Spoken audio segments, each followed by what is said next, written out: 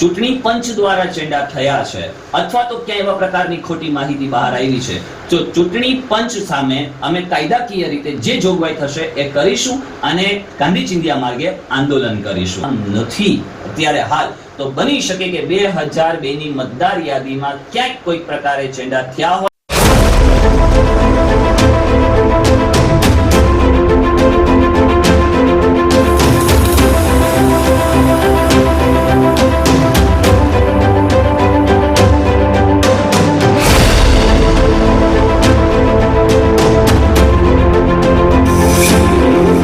તમને 3 આવેદન પાઠવ્યા છે. એમાં પહેલું જે છે SIR ની કામગીરીનો સમયગાળો વધારવા બાબતે આપ રાજ્ય સરકારના પ્રતિનિધિ મારફત રાજ્ય ચૂંટણી પંચને અમે જણાવવા માંગીએ છીએ કે હાલ જે 3/11/2025 થી 4/12/2025 સુધીનો જે 1 મહિનાનો સમયગાળો આપ્યો છે SIR ની કામગીરીને લઈને, એ સમયગાળો ખૂબ જ ઓછો સમયગાળો છે. જે સમયગાળાની અંદર કામગીરી કરવી ખૂબ જ અશક્ય સાબિત થઈ રહ્યું છે. અત્યારે હાલના સમયમાં જેટલા પણ કર્મચારીઓ આની સાથે જોડાયેલા છે એ તમામ ક્યાંક ને ક્યાંક સ્ટ્રેસ અનુભવી રહ્યા છે. જે BLO ને જે પ્રમાણે પ્રોપર ટ્રેનિંગ આપવી જોઈતી હતી એ નથી આપી, જેથી કરીને બની શકે કે ક્યાંક આ સમસ્યાઓ આજ ઊભી થઈ હોય. બીજું ખાસ એ જણાવવાનું મારે કે રાજ્ય સરકારે ચૂંટણી પંચે જે લિંકો જાહેર કરી છે, ઘણી લિંકો, એટલા બધા લોકો છે, એ લોકો એક સાથે સર્ચ કરતા હોય તો 2002 ની મતદાર યાદીની અંદર નામ આવવું અથવા તો આવતું જ નથી, એરર બતાવે છે, ફરી પાછું કેપ્ચા આવે છે અને ફરી પાછું નાખે છે તો ફરી પાછું કેપ્ચા આવે છે, જેથી કરીને લોકો હેરાન પરેશાન થઈ રહ્યા છે કે 2002 ની મતદાર યાદીમાં અમારું નામ નથી. હાલાકે સરજમીને હિન્દુસ્તાન ઉપર પાછલા ઘણા વર્ષોથી અહીંયા રહે છે, ત્યાર પછી એ લોકોએ તમામ વિધાનસભાની અંદર મતો પણ કર્યા છે, છતાં પણ એ લોકોનું 2002 ની મતદાર યાદીની અંદર નામ નથી એવું પણ ક્યાંક ધ્યાને આવ્યું છે. જેથી કરીને જે કંઈ પણ માહિતી છે, માહિતી સચોટતાપૂર્વક ભરી શકાતી નથી. એના જે પૂર્વજો છે, પૂર્વજોની માહિતી અત્યારે ગોતવામાં બધા લાગ્યા છે. આવી પરિસ્થિતિ આપણા ગુજરાત રાજ્યની અંદર ઊભી થઈ છે, જેથી કરી અને આનો જે સમયગાળો છે એ સમયગાળો વધારવામાં આવે. જો સાચી માહિતી નહીં ભરાય અને સાચા મતદારો રહી જશે તો આ લોકશાહીનું હનન છે. લોકો દ્વારા, લોકો વડે અને લોકોથી ચાલતું જે શાસન છે એ શાસન જીવિત નહીં રહે. જેથી કરી અને જેટલો શક્ય બને એટલો સમયગાળો વધારવામાં આવે અને BLO ની જે કામગીરીનું ભારણ છે એ ઓછું થાય અને સામાન્ય રીતે લોકો સાચી માહિતી ભરી શકે. મેડમ શ્રી, બીજી એક અમારી ખાસ તમને આવેદન આપવાનું થાય છે કે જે માહિતીઓ ભરાય છે એ ઓનલાઈન અને ઓફલાઈન એ સચોટતાપૂર્વક ભરાતી હોવી જોઈએ. કારણ કે ગાઈડલાઈન પ્રમાણે જે ફોટોગ્રાફ્સ છે, લોકો એટલી મહેનત કરી અને ફોટો પાડે છે જેની અંદર કાન દેખાવા જોઈએ, પરંતુ સાઇટ ઉપર ઘણી વખતે ફોટો એ સ્કેન થતા નથી. આવું બને છે, જેથી કરીને એ સ્કેનના દ્વારા એ ફોટો છે ત્યાં અપલોડ નથી થઈ શકતા. પાછળથી જો અપલોડ કરવાના હોય તો ફરી પાછું પબ્લિકે તો ધક્કા જ ખાવાના રહેશે. આ તો પ્રશ્ન સૌથી મોટો ભયંકર છે, કેમ કે અત્યાર સુધી આપણે હજુ સુધી લાઈનમાં જ ઊભા છે ક્યાંક ને ક્યાંક કોઈક ને કોઈક પ્રકારે. જો માહિતી સાચી નહીં ભરાય તો ગઈ સરમાં 2002 ની સરમાં ક્યાંક પતિ, ક્યાંક પિતા થયું છે, ક્યાંક પિતા, ક્યાંક પતિ થયું છે. ઘણાના જે નામ છે એ નામ પણ અધૂરા રહી ગયા છે અને નૂર મોહમ્મદની જગ્યાએ નૂરમો, સુલેમાનની જગ્યાએ સુલેમા, કરશનની જગ્યાએ ખાલી કરશર થયું છે. આ પણ ભૂલો જોવા મળી છે. જેથી કરીને જે માહિતી છે એ માહિતી સચોટપણે ભરાય, સચોટતાપૂર્વક ભરાય અને સાચી માહિતી ભરાય. જેમ કે નામ છે, બર્થ ડેટ છે, ત્યાર પછી જીવનસાથીનું નામ છે, માતા પિતાનું નામ છે. 2002 ની મતદાર યાદી તો ઓનલાઈન થશે એટલે ડાયરેક્ટ એનું આવી જશે, પરંતુ જે ઓફલાઈન માહિતી ભરાય છે એ સાચી ભરાય અને તમામના જે નામ છે એ સાચા નામ જાહેર થાય. જેથી કરીને બને એવું કે એ મતદાર યાદી જે નવી બનીને આવે છે એ સચોટ અને સાચી આવી શકે અને ક્યાંય કોઈ પણ પ્રકારને અન્યાય ન થાય. ખાસ કરીને બીજી એ મારે છે કે જે BLO છે એ BLO ને એક ખાસ સૂચના આપવામાં આવે કે ફોર્મ નંબર 6 અને એકરારનામું પણ આપવામાં આવે.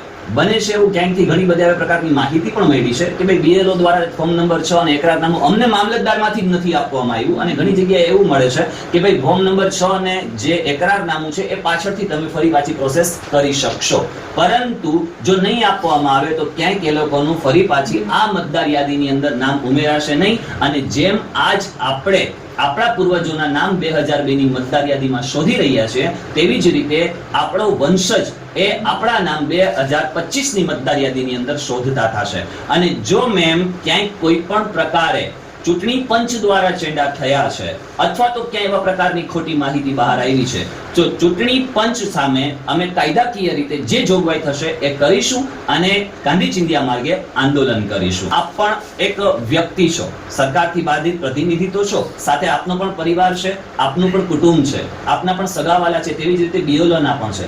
તમામ લોકો છે એક માનવ જાત છે. એની પાસેનું જે કામનું ભારણ છે એ કામનું ભારણ ખૂબ જ વધારે પ્રમાણમાં એસઆઈઆર ની કામગીરીને લઈને કરવામાં આવ્યું છે.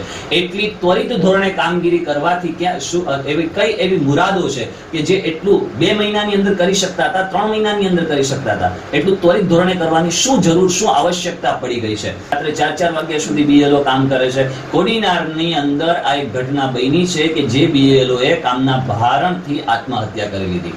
આજ આપણા ગુજરાતનું હું દુર્ભાગ્ય કહું કે એક શિક્ષક કે જે ભારતનું ભવિષ્ય ઘડે છે, જે બાળકનું ભવિષ્ય ઘડે છે, આ લોકોનું આપણે પણ એ ગુરુના હાથમાંથી આજ તમે ત્યાં એઝ અ ચેરપર્સન છો, હું આજ તમારી સામે બેસો છું, એ આપણે બધા ગુરુના લીધે બેસા છીએ અને એ ગુરુને આજ આવી જે કંઈ પણ હાલાકી છે એનો સામનો કરવો પડે છે. ત્રીજું જે આવેદન છે મેમ કે જે એસઆઈઆર કામગીરીના બીએલઓ ઉપર જે માનસિક દબાણ છે એ વધી રહ્યા છે, એને સુનિશ્ચિત કરવા, એને સુખાકારી પ્રાપ્ત કરવી, એ લોકો સાથે સારામાં સારું વર્તન કરવામાં આવે, એ લોકોને જ્યાં ઘટતી બાબતો છે એ પુરવાર કરવામાં આવે. આ બધાનું એક જ સોલ્યુશન છે મેમ કે એસઆઈઆર ની જો કામગીરીનો સમયગાળો વધારી દેવામાં આવે તો આ તમામ હલ નીકળી જશે. અને જે લોકોને 2002 ની મતદાર યાદીમાં નામ નથી અત્યારે હાલ, તો બની શકે કે 2002 ની મતદાર યાદીમાં ક્યાંક કોઈ પ્રકારે ચેંડા થયા હોય અથવા તો ચૂંટણી પંચ દ્વારા ચેંડા થઈ અને મતદાર યાદી આવી હોય, કારણ કે વિધાનસભાની અંદર વોટ કર્યા હોવા છતાં પણ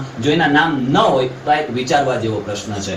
આથી આજ આપને આ સુનિશ્ચિત કરવાનું છે કે તમામ જે બીએલઓ છે એ બીએલઓ ની અંદર એનું માનસિક મનોબળ પણ વધારવામાં આવે, એ લોકોને સારી રીતે કોઓપરેટ કરવામાં આવે. લોકો કોઓપરેટ કરી જ રહ્યા છે. સાથે અહીંયા જે કંઈ પણ સરકારી કર્મચારીઓ છે, ઉપલા અધિકારીઓ છે, જે કંઈ પણ જિલ્લા કલેક્ટર છે, એ લોકો સાથે સુનિશ્ચિત કે આપણા જુનાગઢ જિલ્લાની અંદર કોઈ આવા પ્રકારના આત્મહત્યાના કેસ ન બને.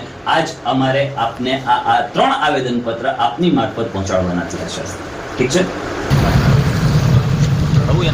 મિત્રો, આજે ચૂંટણી પંચને જે મામલતદાર સાહેબા દ્વારા આપણે જે આવેદનપત્ર આપ્યા એની અંદર જે નકલ રવાના કરવાની છે એ બાબતે જણાવી દઉં કે આપણે રાષ્ટ્રપતિ, ત્યાર પછી રાજ્યપાલ, મુખ્યમંત્રી, ચૂંટણી કમિશનર અને અંતે જુનાગઢ જિલ્લા કલેક્ટર અને એક માંગરોળ મામલતદાર સાહેબાને તો આપી જ છે. આપણે એવી આશા રાખીએ કે આ જે એસઆઈઆરની જે કામગીરી છે એ કામગીરીની અંદર જેટલો શક્ય બને નહીં, પરંતુ સમય વધારો કરવામાં જ આવે, કારણ કે જો સમય નહીં વધે ને તો ઘણો બધા પ્રકારનો અન્યાય થવાનો પણ ક્યાંક ચાન્સ છે. એટલા માટે કરીને અમારી આજના વિડીયોના માધ્યમથી પણ એક અપીલ છે કે અમારી જે અરજ છે, જે અપીલ છે એને ધ્યાનમાં રાખવામાં આવે અને વહેલી તકે આ જે એસઆઈઆરનો સમયગાળો છે વધારવામાં આવે. એટલે આજે અમે રજિસ્ટર આઈડી પણ સાથે કરાવી જ દઈએ છીએ કે જે 5 જગ્યાએ રજિસ્ટર આઈડી દ્વારા આ જે કંઈ પણ આવેદન છે એ અમે અહીંયાથી પાઠવીએ છીએ. ધન્યવાદ.